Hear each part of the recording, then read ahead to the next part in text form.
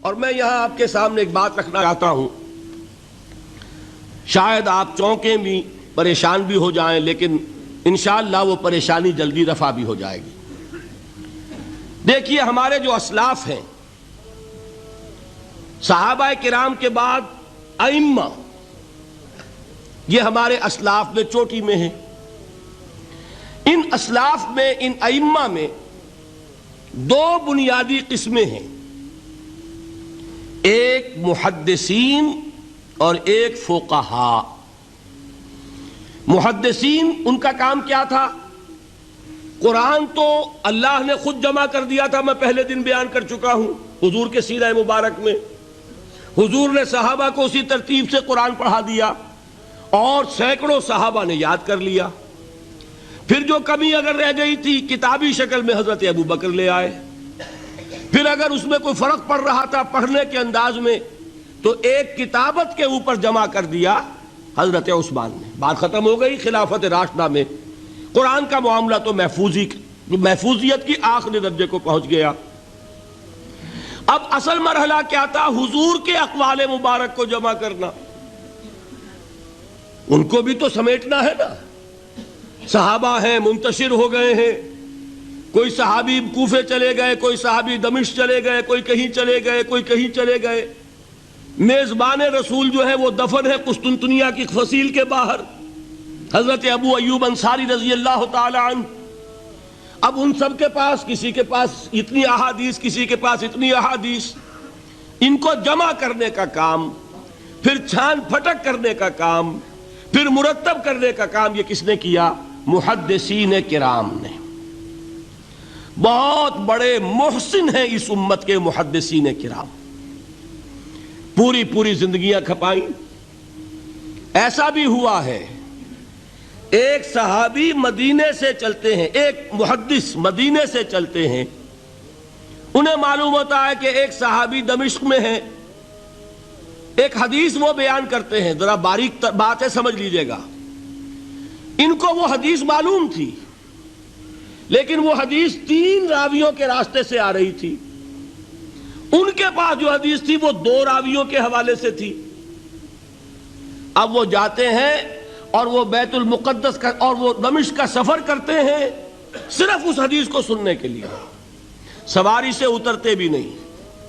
میں نے سنا ہے آپ حضور کی یہ حدیث بیان کرتے ہیں، جی ہاں، ذرا مجھے سنا دیجئے۔ سنا دیا، ویسے ہی اپنے اونٹ کی جو ہے گردن موڑ لی کہ واپس، بھائی اترو، ٹھہرو، قیام کرو۔ نہیں، میں صرف ایک حدیث رسول تم سے سننے کے لیے آیا تھا، میں اپنے اس سفر میں کوئی اور مقصد جمع نہیں کرنا چاہتا۔ یہ کام کیا محدثین نے۔ بہرحال میں اس وقت جمع و تدوین حدیث کے موضوع پر میری گفتگو نہیں ہے، لیکن چونکہ ہمارے اس جدید دور کے فتنوں میں ایک فتنہ ہے انکار حدیث کا۔ لوگ سمجھتے ہیں جیسے کہ ڈرائنگ رومز میں بیٹھے ہوئے آرام سے کتابیں پڑھتے ہیں، شاید ایسے ہی محدثین کا کام تھا۔ انہوں نے جس طرح زندگیاں لگائی ہیں اور جس طریقے سے حدیث کو جمع کرنے کے لیے مشقتیں جھیلی ہیں، اس کا آج ہم تصور نہیں کر سکتے۔ اچھا، وہ تو محدثین کرام ہیں، ان میں بھی اب ایک کا نام نوٹ کر لیجئے، چوٹی پہ کون ہے؟ امام بخاری، امام مسلم، امام ترمذی، امام احمد ابن حنبل، امام ابن ماجہ، امام ابو داؤد، سب ہیں، لیکن چوٹی پر رئیس المحدثین کون ہے؟ امام بخاری۔ اچھا، اب تیسرا طبقہ ہے ہمارے ہاں، دوسرا، وہ ہے فقہاء۔ قرآن بھی جمع ہو گیا، حدیث بھی آ گئی، اب اس سے احکام نکالنے بھی تو ہے نا، استدلال کرنا ہے، حدیثوں کو جوڑنا ہے، قرآن کے ساتھ ان کا ربط تلاش کرنا ہے، اور پھر کوئی حکم تلاش کرنا ہے، اجتہاد کرنا ہے۔ یہ کام جنہوں نے کیا انہیں ہم کیا کہتے ہیں؟ فقہاء کرام۔ اور ان میں بہرحال جو لوگ یہاں جمع ہیں، مجھے یقین ہے کہ وہ اس بات کو تسلیم کرتے ہوں گے کہ ان میں چوٹی پر ہیں امام ابو حنیفہ رحمۃ اللہ علیہ، امام اعظم۔ ٹھیک ہے، کسی کی رائے ذرا مختلف بھی ہو سکتی ہے، کوئی شافعی مسلک کا ہے تو امام شافعی کو بہرحال وہ اونچا درجہ دے گا، مالکی مسلک کا ہے تو امام مالک سے اسے زیادہ نسبت ہے۔ لیکن واقعہ یہ ہے پوری دنیا نے تسلیم کیا ہے کہ قانون کا جتنا سینس امام ابو حنیفہ کو ہے، قانون ایک علیحدہ شے ہے، اخلاقیات علیحدہ چیز ہیں، ایک شے کا اخلاقی تقاضا کچھ اور ہے، قانونی تقاضا کچھ اور ہے۔ آپ کو کسی نے تھپڑ مارا، اخلاقی تقاضا کیا ہے؟ معاف کر دو بھائی، اور قانونی تقاضا کیا ہے؟ جوابی تھپڑ رسید کرو، اس لیے کہ اگر یہ نہیں کرو گے تو اس کی ہمت افزائی ہوگی، یہ کسی اور کو بھی تھپڑ مارے گا۔ قانون کا تقاضا یہ ہے، السن بالسن، دانت کا بدلہ دانت، والأذن بالأذن، کان کا بدلہ کان، قانون یہ ہے۔ اور اخلاق کا تقاضا کیا ہے؟ وَإِن تَعْفُوا وَتَصْفَحُوا وَتَغْفِرُوا، اگر تم بخش دو، معاف کر دیا کرو، لوگوں سے درگزر کیا کرو، فَإِنَّ اللَّهَ غَفُورٌ رَحِيمٌ، تو اللہ بھی تو غفور الرحیم ہے۔ تقاضے متضاد ہو گئے کہ نہیں؟ کسی معاملے کے اخلاقی پہلو پر نظر رکھنا یہ اور مزاج ہوگا، اور کسی معاملے کے قانونی پہلو کی گہرائی میں اترنا یہ اور مزاج ہے۔ میں اپنا احساس عرض کر رہا ہوں، اور دنیا میں جو بات مانی گئی ہے کہ جس کا نام لیگل سینس ہے، قانون کا ایک فہم، اس میں دنیا کا کوئی شخص مقابلہ نہیں کر سکتا امام ابو حنیفہ کا۔ آپ صحابہ کو ان سے مستثنیٰ کر دیجئے، ظاہر بات ہے انبیاء اور رسولوں کا معاملہ نہیں ہے، تو باقی انسانی نوع انسانی کے اندر امام ابو حنیفہ کا پلے کا کوئی شخص، ان کے برابر کا کوئی شخص قانون کا فہم رکھنے والا آج تک پیدا نہیں۔ تو سید الفقہاء کون ہوئے؟ امام ابو حنیفہ۔ اور رئیس المحدثین کون ہے؟ امام بخاری۔ یہ ساری جو میں نے اس وقت آپ کو تمہید بیان کی، وہ اس مسئلے کے لیے پریشان کن مسئلہ یہ ہے کہ امام ابو حنیفہ کی طرف یہ بات منسوب ہے کہ وہ یہ فرماتے ہیں الایمان قول، ایمان نام ہے صرف قول کا، عمل اس میں زیر بحث نہیں آتا۔ ولا یزید ولا ینقص، وہ ایمان نہ گھٹتا ہے نہ بڑھتا ہے۔ ایک سٹیٹمنٹ سمجھ میں آ گیا نا؟ اب دوسرا سٹیٹمنٹ سنیے، وہ ہے امام بخاری کا، رئیس المحدثین کا، الایمان قول وعمل، ایمان نام ہے قول اور عمل کے مجموعے کا، قول اور عمل دونوں چیزیں ایمان میں شامل، وَيَزِيدُ وَيَنْقُصُ، وہ گھٹتا بھی ہے بڑھتا بھی ہے۔ ایک مسلمان کو پریشان ہو جانا چاہیے کہ نہیں؟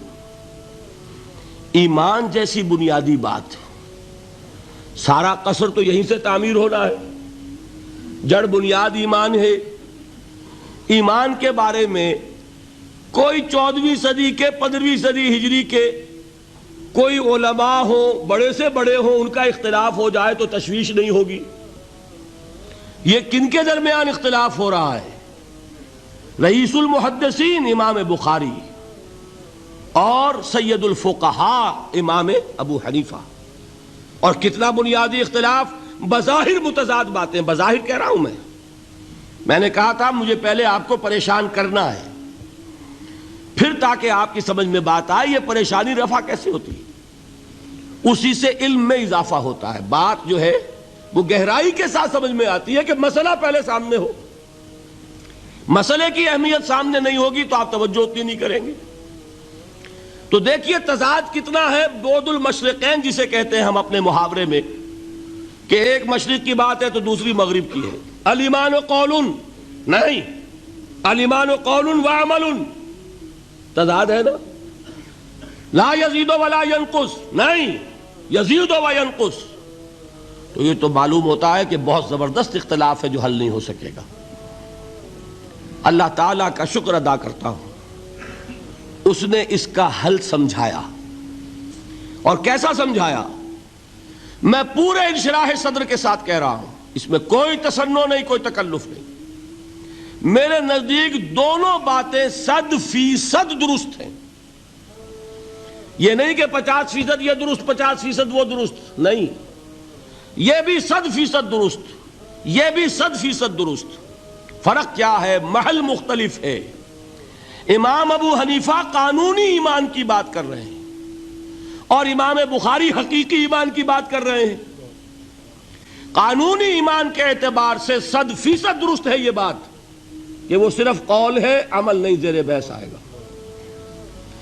ایک شخص نماز نہیں پڑھتا کافر نہیں ہے، نماز کا منکر ہو جائے کافر، زکوٰۃ نہیں دیتا فاسق ہے، فاجر ہے، کافر نہیں ہے، زکوٰۃ کہہ دے کہ ہے ہی نہیں دین میں، کافر۔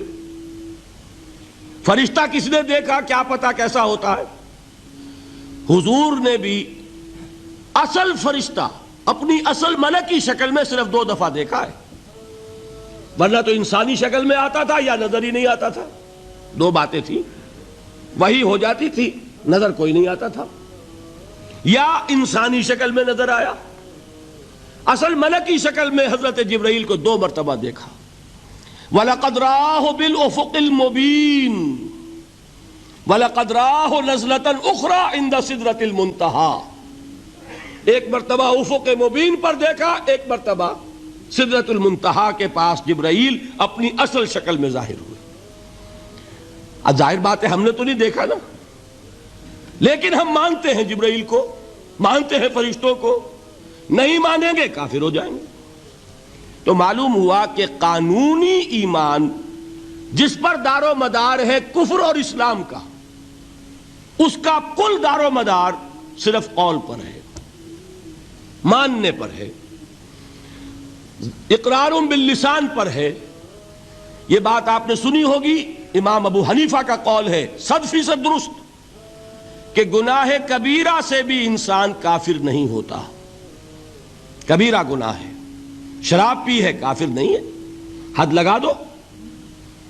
حضرت عمر نے اپنے بیٹے پر حد جاری کی، ایک مرتبہ مصر میں حد جاری ہو چکی تھی، لیکن حضرت عمر کو احساس ہوا کہ وہاں شاید رعایت کی گئی ہوگی خلیفہ کے بیٹے پر حد جاری کرنے میں، لہذا پھر بلایا اپنے پاس اور دوبارہ حد جاری کی۔ حد جاری کرو لیکن کافر نہیں ہوگا۔ اگر کسی سے زنا ہو گیا ہے، میں آپ کو واقعہ سنا چکا، غامدی خاتون، حد جاری ہو جائے گی، لیکن یہ کہ اس کو کافر نہیں کہہ سکتے۔ کافر کیا کہیں گے؟ میں تو سنا چکا آپ کو کہ ذرا کسی نے کہہ دیا بے حیا عورت تھی تو حضور نے کیسی ڈانٹ پلائی ہے، کتنا اس کا رتبہ بیان کیا ہے۔ اس نے تو وہ توبہ کی ہے کہ مگر مدینہ کی پوری آبادی پر اس کو تقسیم کر دیا جائے تو سب کی نجات کے لیے کافی ہو جائے۔ معلوم ہوا تکفیر اور ہے اور کسی کا فاسق و فاجر ہونا اور ہے۔ اس میں حد فاصل انسان کا اقرار ہے۔